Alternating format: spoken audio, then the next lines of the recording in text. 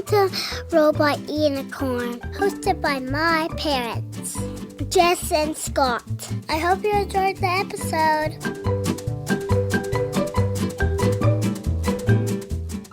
Hey friends! Okay, I'm so excited that you're back again with me today. Today, we are going to be diving into one of the most highly requested episodes probably ever for Robot Unicorn, something that people on Nurtured First on Instagram have been asking me for so long, and that is how to understand tantrums. So in this episode, we are going to go into the 4 reasons why tantrums happen. And the thing that people have been asking me for so long is kind of like a age by age breakdown of what's developmentally appropriate in terms of tantrums and behavior for kids. And so I've actually come up with a bit of a guide for you, and I'll break it down age by age so that you can see likely what a lot of your toddler, your preschooler, how they're behaving is actually developmentally normal. And there's things that we can do to help. So to start this, I was picturing tantrums when my kids used to have tantrums. I've been with my friend's baby for the last number of days. And by baby, I mean she's just 12 months old.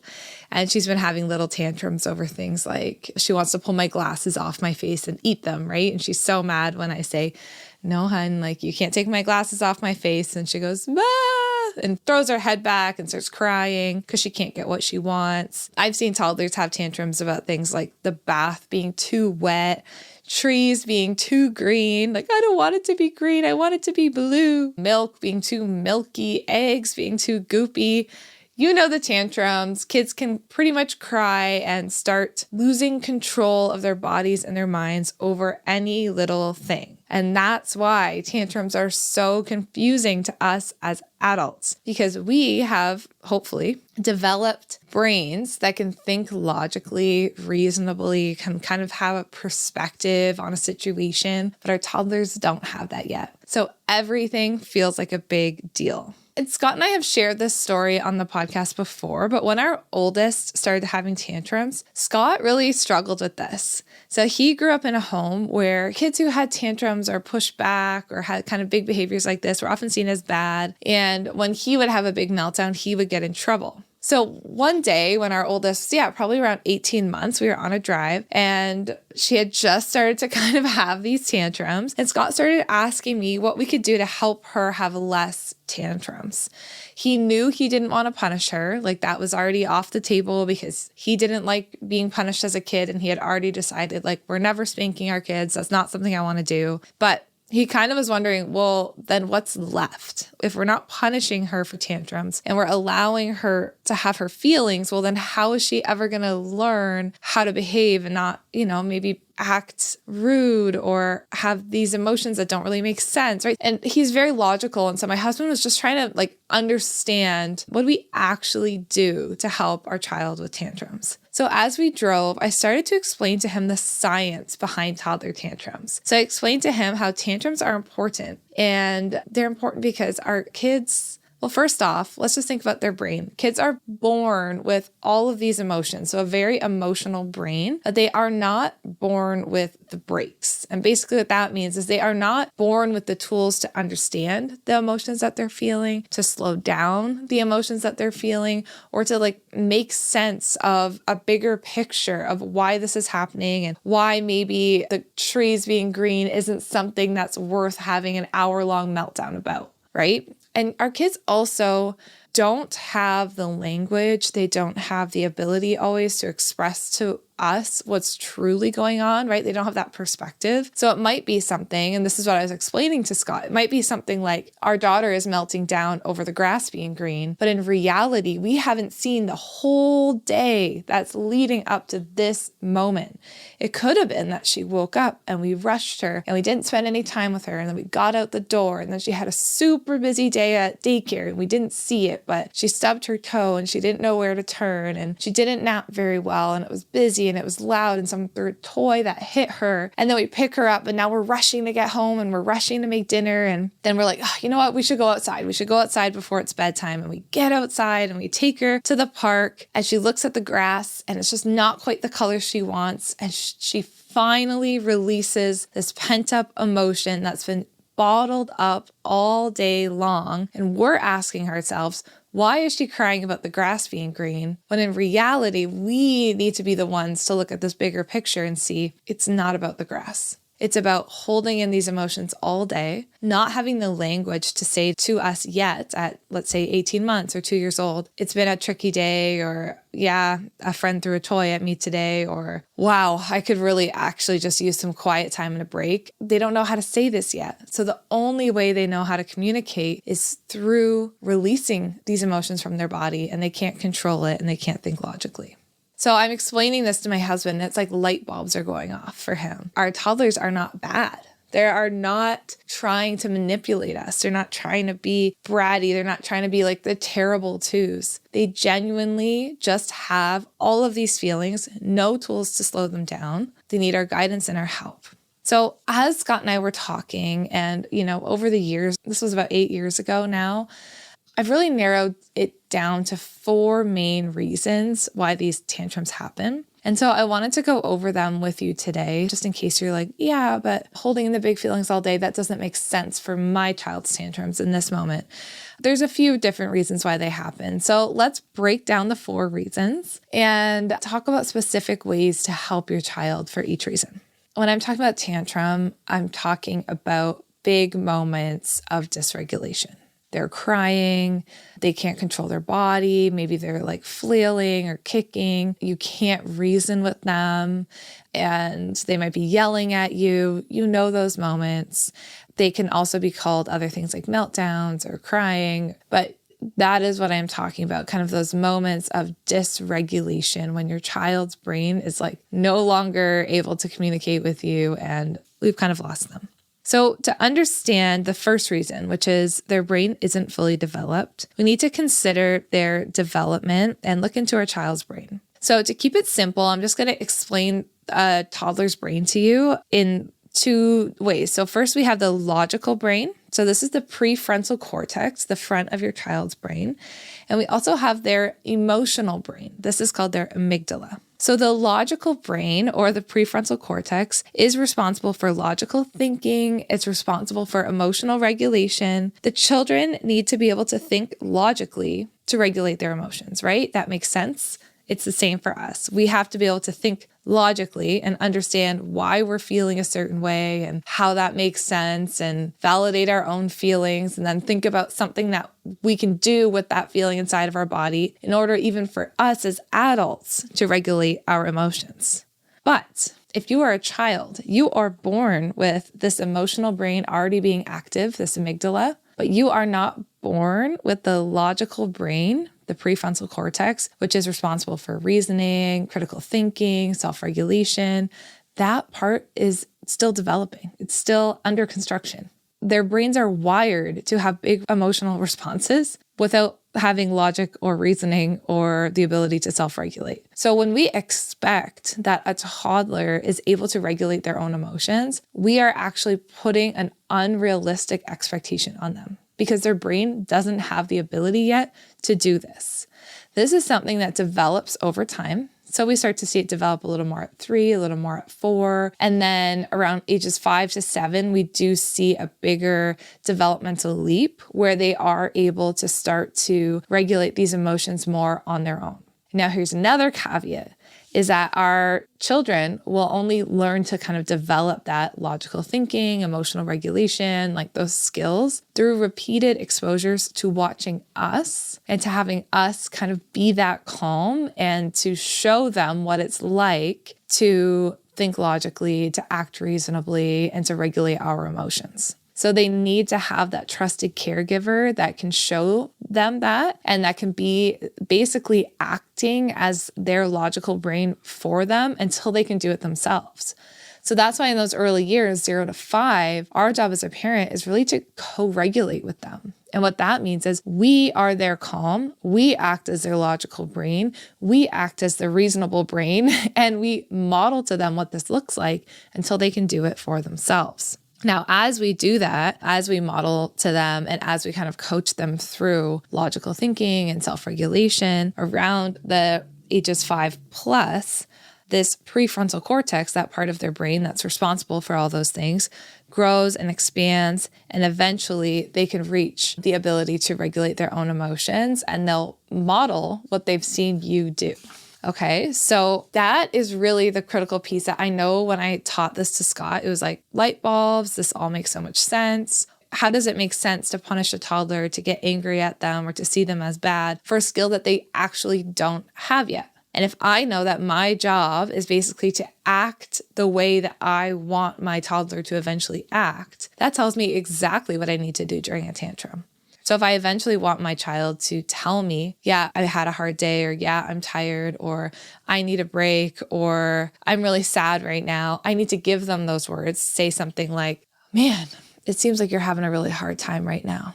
I'm here when you want to talk about it, right? I need to give them those words. I need to act calm when they're having those hard moments. And eventually my child can learn how to do this. But it's not a one-time thing. And I think that's what a lot of parents struggle with. They'll be like, well, Jess, I'm doing that. Like, I'm being there calm as much as we can. Of course, we're going to also lose our cool sometimes. And then we model to our kids how to repair and how to come back after we had a hard time, right? But a lot of people will say, I'm trying to do that. I'm trying to be there calm. I'm trying to co-regulate with them, but they're 3 and I've been doing this for a year and they're still having a hard time.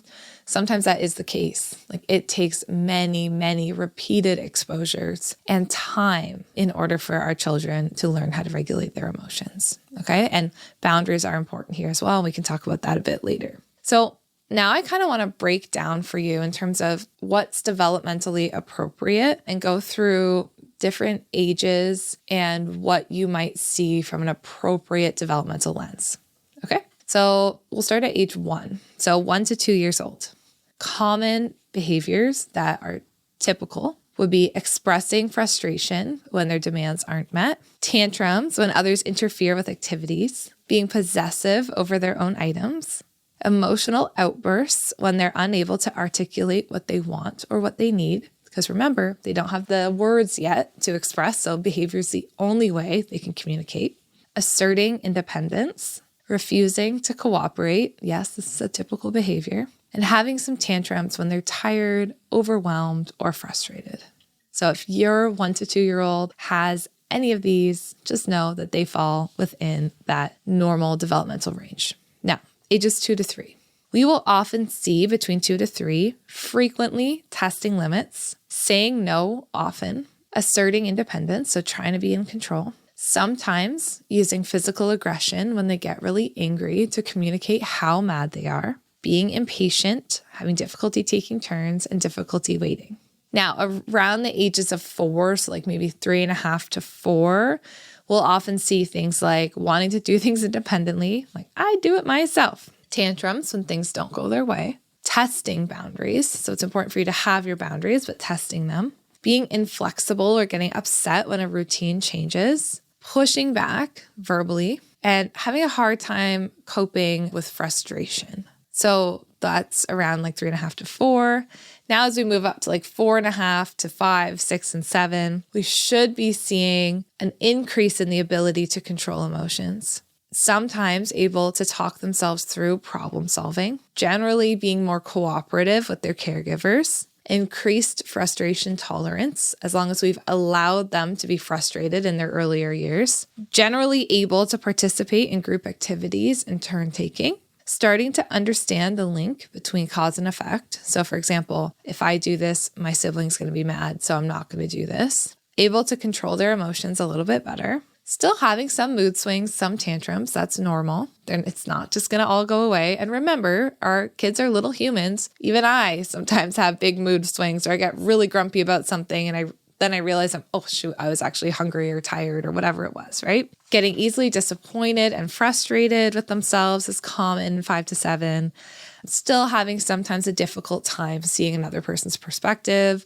So even as that logical brain matures, our work is not done as parents. We still need to be coaching, helping our child see other people's perspectives, and really relying on rules to kind of understand what behavior is appropriate, what behavior is not. Now, as we move up from that 5 to 7 range, and we're going more like 8, 9, 10, we should be seeing an ability to solve more complex problems, thinking through things logically, ability to recognize other person's perspectives, ability to communicate feelings, still having hard times and mood swings. Now they're entering into a new stage. Sometimes it's like that pre-puberty stage where their hormones might be shifting. Increased frustration tolerance, though, having some coping skills for anger and frustration, and understanding the impact of their behavior on others. Now, this is kind of the trajectory for a more neurotypical child. If you have a sensitive or neurodiverse child, this trajectory might look different. Everything might be a little bit more delayed. Like you might see emotional regulation skills, instead of coming on around 5, you might see it more like 7 to 9 range. But I wanted to give you that picture, and you can go over this and listen back to this again if you need to, so that you can see that a lot of the behaviors that your child might be exhibiting are actually pretty typical from a developmental lens. And our job is to guide, to coach, to set boundaries, to be there to support them, so that eventually as their brain grows and as we support them, they can develop their own ability to regulate their emotions.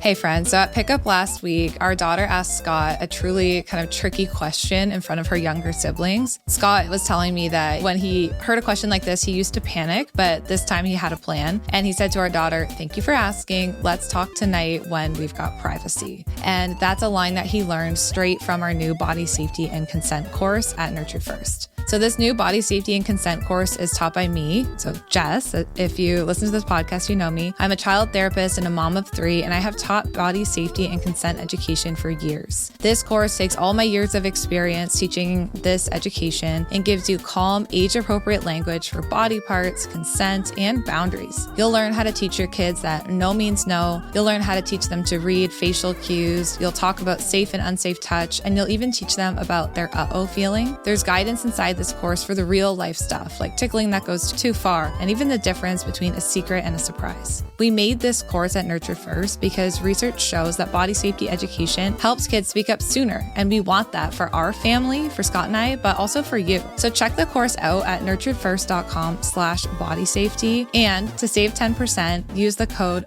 ROBOTUNICORN. And just full disclosure here, we are the creators of this course, and we're so proud of it. Okay, so now I want to give you the second reason why we can see some toddler tantrums.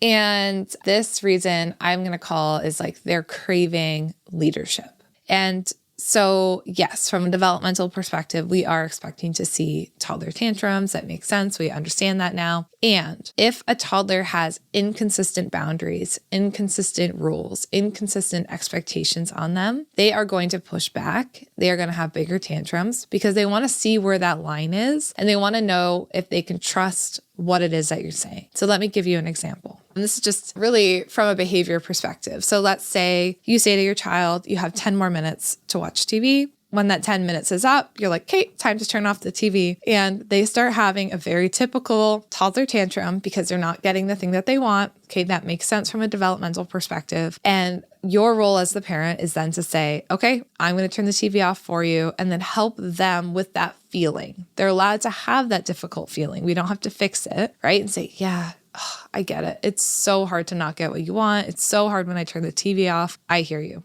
And I know you can handle it. I'm still going to turn the TV off anyway. But if we don't do that, and so every time they have a big emotion, we say, ooh, like, I don't want you to be upset. Let me give you 10 more minutes of TV time. Or yeah, you can stay at the play date for longer. Or yeah, that's fine. Like, you don't have to go to bed right now, because we're trying to fix their feeling and not allow them to experience the tantrum or the big emotion or the frustration, because we want to just keep them happy. We can see more tantrums because the child learns that, oh, if I push back and I push back hard, I can actually get the thing that I want. And so for me, a child who is having tantrums because they aren't quite sure where the boundary is or where the leadership is a child who actually needs the parent to come in and take the role as the confident leader and to think from a developmental perspective, like, okay, what's appropriate for my child as a rule or as an expectation? And how can I hold my boundaries so that my child learns to trust that I mean what I say? Because if the child doesn't trust that you mean what you say, when you say something like, I'm going to turn the TV off, they're going to push back. And they're going to push back hard because maybe one time you said no, but then the next time you said yes. and you let them watch for 10 more minutes. And then the next time you said yes and you let them watch for 30 more minutes, right? Or the next time you said no 3 times, but finally on the 4th time you said yes. They're not quite sure. They're like, how hard do I have to push back? If I push back 4 times, will they eventually say yes, right? So consistent boundaries,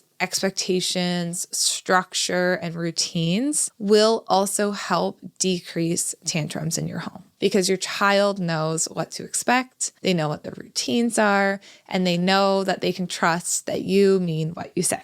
And we have whole episodes on that. So I'm not going to go into that too much more, but I'm sure we can link some other episodes on like boundary setting and leadership in the show notes here. So reason number 3 that children have tantrums is because they are trying to communicate something with you. And often that is a sensory thing.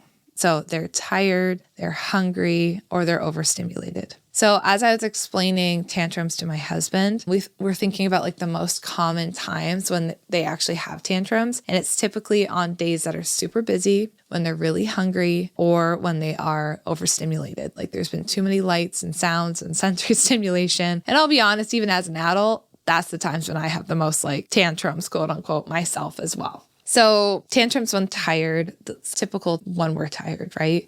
You're more irritable, you're more grumpy. Really what the child is saying to you if they're having a tantrum because they're tired is like, I need a nap or I need to go to bed, right? So we don't need to actually add a whole bunch of words in. Like there are so many times, like when my daughter, even last summer, when our youngest would be so tired and we were playing outside, all of a sudden I lose track of time and I'm like, oh no, it's too late. She needs to go to bed. And I would carry her inside to bed and she'd be screaming and crying. And I wouldn't even say much because I knew all she needed was just to get into bed, have a little back tickle, and eventually fall asleep. Right? So we don't actually have to add a ton of words in when our kids are like this. We just have to help them get the need met. Same thing when they're hungry. That same child, I would always know she was hungry when she would start having meltdowns and getting really irritated and grumpy with her siblings. And so oftentimes I wouldn't say too much. I'd just bring her to the table. I'd have a little snack out. Her go-to is always peppers and hummus. And I would have that out and just like give her a chance to eat. And it was like she was a new child after she was done eating. And when they're overstimulated, same kind of thing. Sometimes I find, especially during the summer, like really busy environments are a lot for our toddlers. And so we sometimes don't even notice that they're getting to this point where they're overstimulated. So even if I'm at like a family member's house or we're camping or we're like